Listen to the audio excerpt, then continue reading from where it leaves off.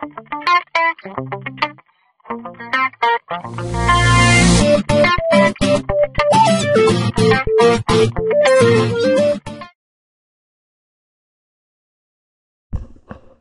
Biology 160, Introduction to Anatomy and Physiology.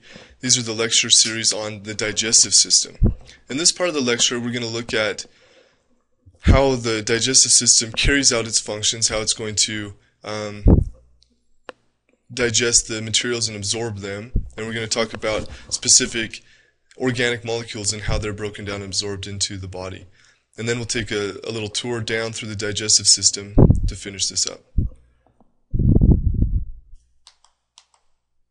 So, as a slight review, let's talk about the four functions of the digestive system. First of all is to ingest the food. And we're gonna match these functions up with the organs of the digestive system. Some of these functions only happen in one place, some of them happen in a number of places. Ingestion is one that occurs only in the mouth, normally. The next one is propulsion. So propulsion is the movement of food from one place to the other. So this happens throughout the system. So we ingest the food into our mouth. It then has to go from our mouth down into our stomach, and then from our stomach to small intestine to the large intestine.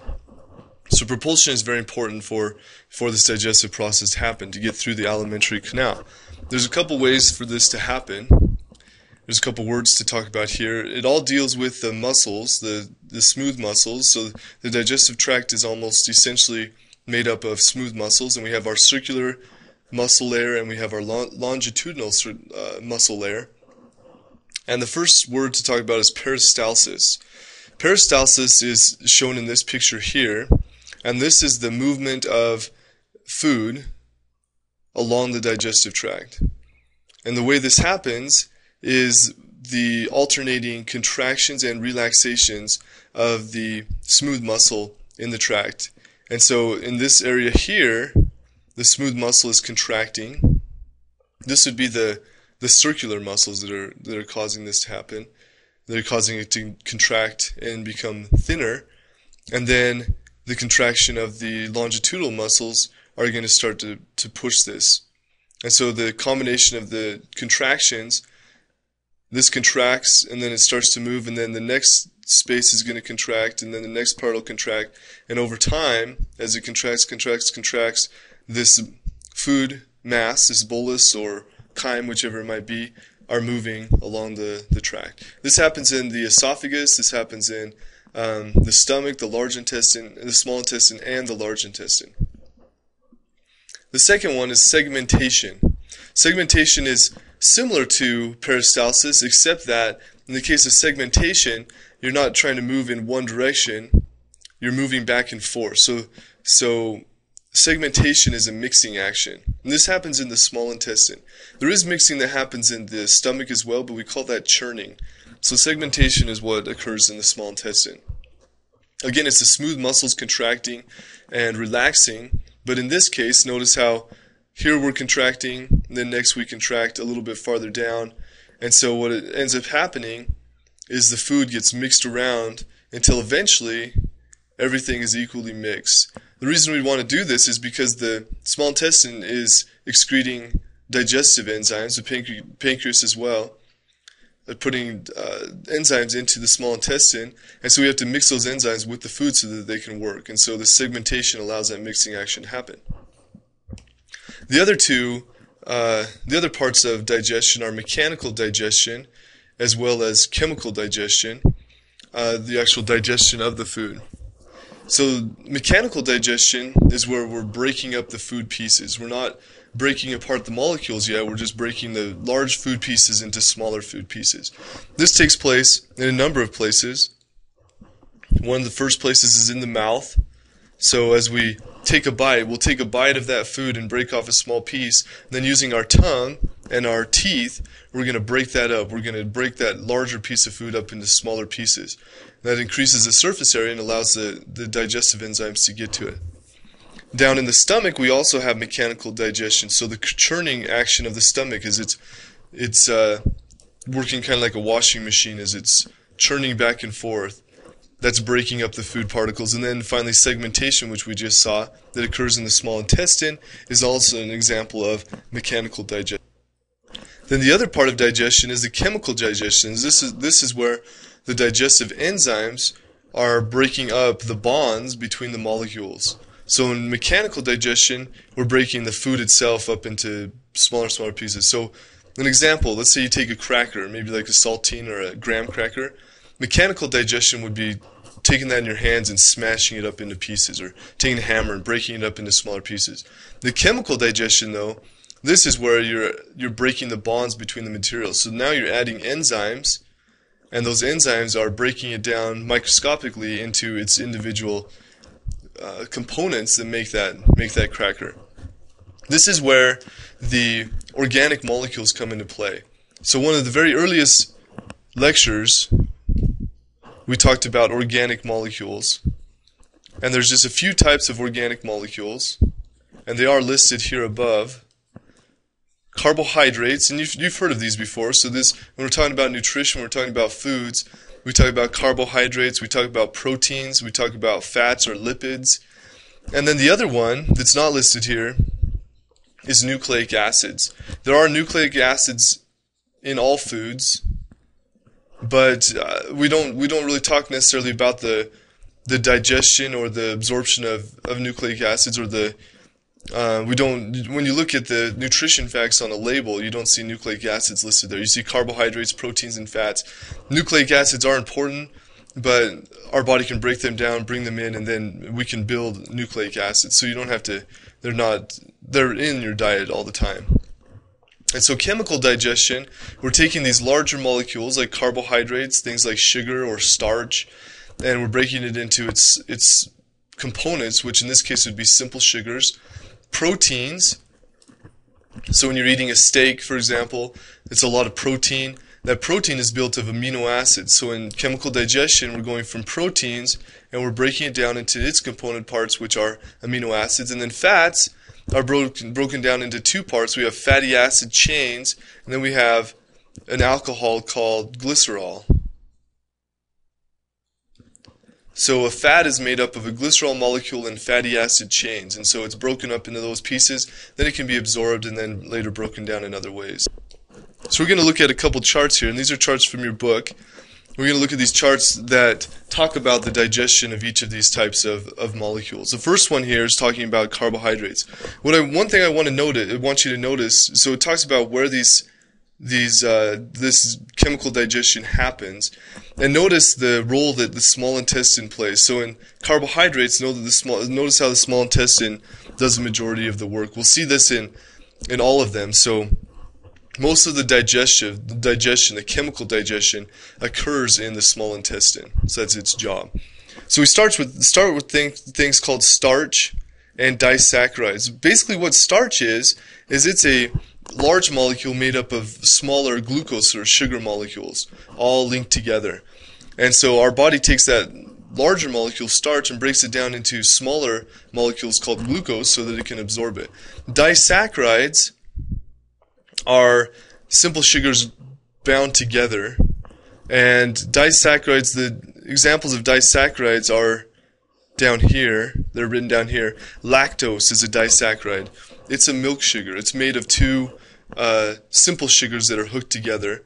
Maltose is also a disaccharide, and then also sucrose. Sucrose is table sugar.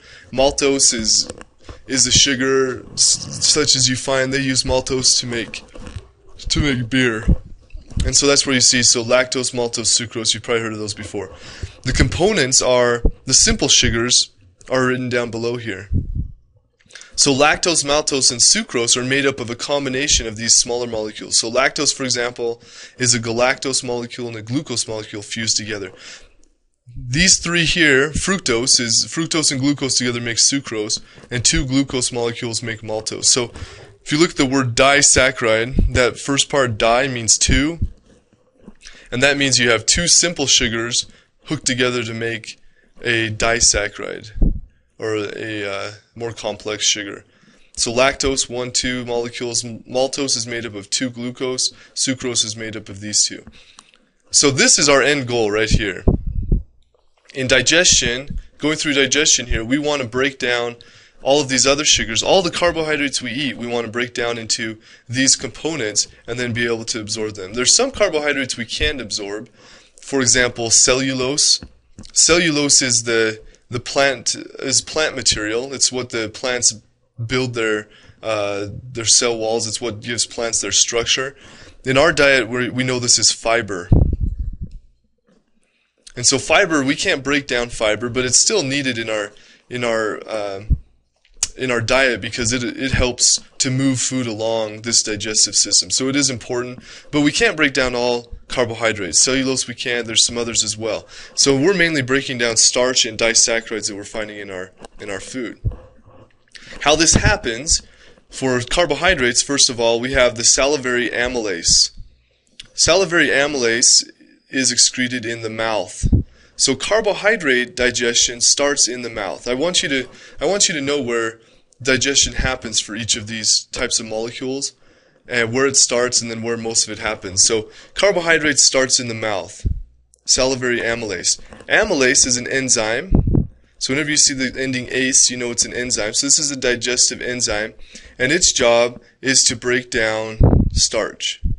And it breaks down starch into smaller molecules. Then this food is going to go down through the stomach. There's no carbohydrate digestion in the stomach. It's going to get down into the small intestine. In the small intestine, we have pancreatic amylase. So notice it's the same thing, but it's excreted by the pancreas, and it does the same thing. It breaks down starches into smaller sugars. Once you get these smaller sugars, the lactose, maltose, sucrose, now the brush border enzymes, which are also secreted in the small intestine, and they're secreted along the wall of the small intestine. So the reason they're called brush borders, so you remember the cells of the small intestine have these little microvilli, so they look like somewhat furry because of these little extensions. And enzymes are excreted from the cells, and they hang around just around these cells, so they're called brush border enzymes. And these enzymes further break down the larger molecules into the smaller molecules. They can then be absorbed through the cells and then into the bloodstream. And you can see some of them here: dextrinase, glucoamylase, lactase, maltase, and sucrase. So the nice thing about some of these enzymes, you can tell exactly what they do. So for example, lactase breaks down lactose, maltase breaks down maltose, and sucrase breaks down sucrose. So it's an enzyme, ACE meaning enzyme, that breaks down sucrose. Some people may be lactose intolerant, meaning that what it means to be lactose intolerant is that your body doesn't produce enough lactase, and so you're not able to take lactose and break it down into its component parts, lactose and glucose. And so it stays in the food, and what happens then is bacteria start to break down lactose instead, and they release gases, and that's why you get the bloating and the pain and things like that associated with lactose intolerance. So it's kind of interesting there. Dextrinase and glucoamylase are going to be working on some other carbohydrates as well. So once we get to what we call the monosaccharides, so we have disaccharides made up of two sugars. Monosaccharides are these here: glucose, fructose, and galactose. Mono meaning one. So these are our most simple sugars. Once they're in that form, then they can enter into our blood through the villi, and they're transported to different parts of the body, first to the liver, and then on from there. So that's carbohydrate digestion. Next type of digestion is protein. Protein is the building block of our body.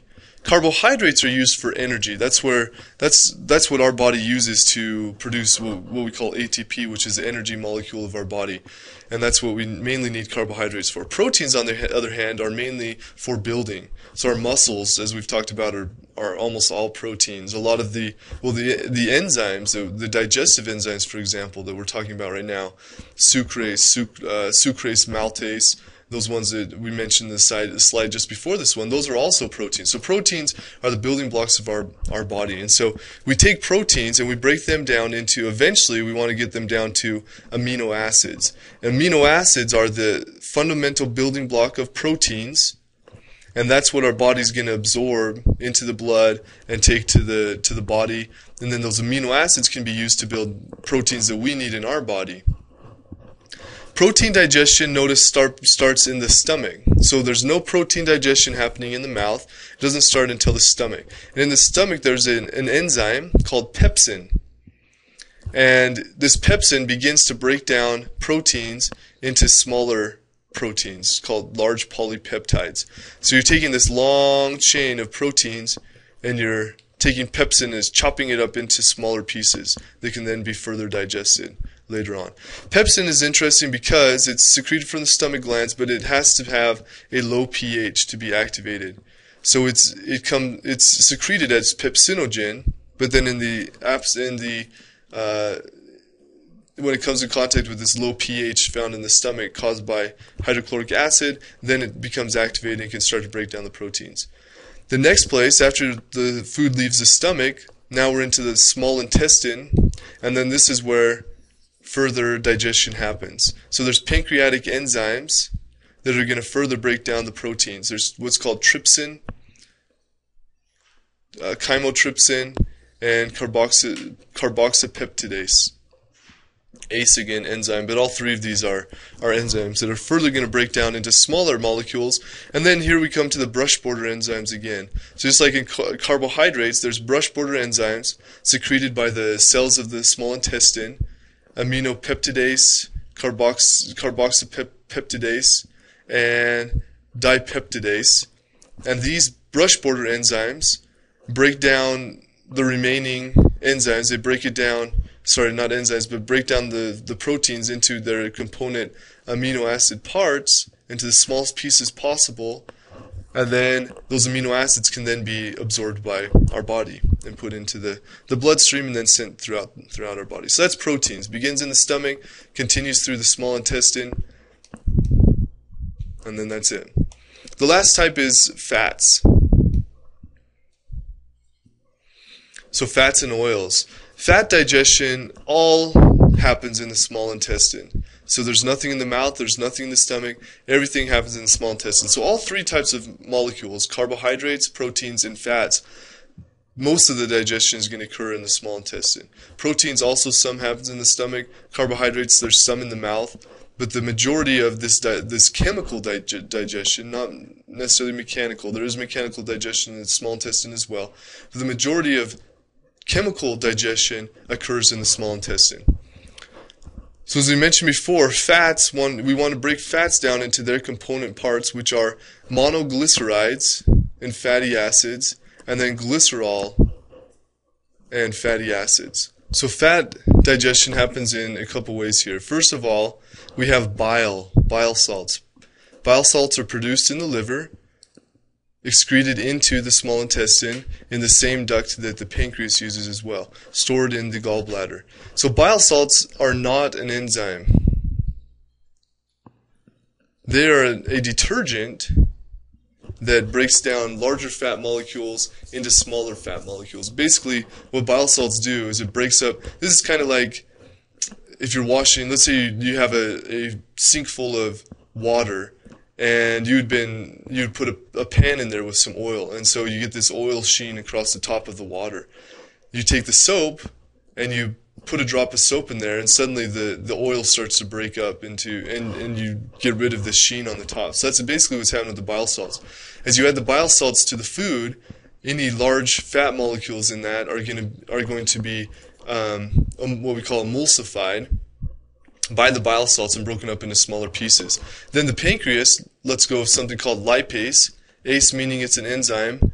The lip means that it breaks down lipids, which in other words are fats. So you can tell what this enzyme does because of its name. So an enzyme that breaks down lipids, it's secreted into the small intestine, and then that further breaks down the fats into the component parts, and then it can be absorbed into the body. In the case of fats, though, the lymph system plays a role in absorption as well. So fats can be absorbed into the lymph, and then the lymph ducts, and then taken to the systemic circulation into the thoracic duct, the lymph system and then be transported that way. There are some glycerol and short chain fatty acids here are also absorbed in through the cells of the walls of the intestine and sent around the body in that way as well.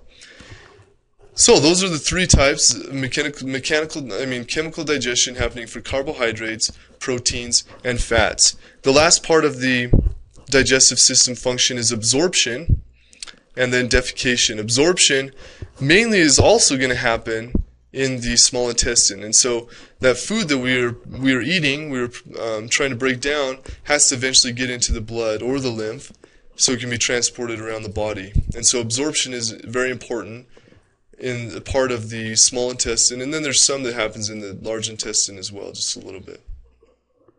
And then there's defecation. So everything that is left over has to be removed from the body, and that's defecation. Defecation only happens in the large intestine.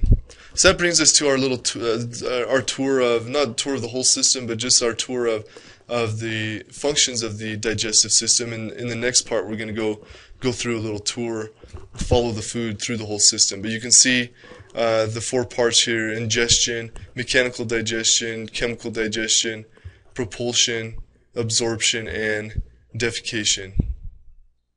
And by four, I mean actually 5 parts: ingestion, digestion, propulsion, absorption, and defecation. And this kind of shows where they happen. Mechanical digestion, mouth, stomach churning, segmentation, small intestine. Ingestion's in the mouth. Propulsion happens swallowing, peristalsis in the stomach, large intestine, small intestine, and then absorption happens in the small intestine mainly, and then some in the large intestine, mainly just water, and then defecation happens here in the large intestine. And that's where we're going to end this part of the lecture.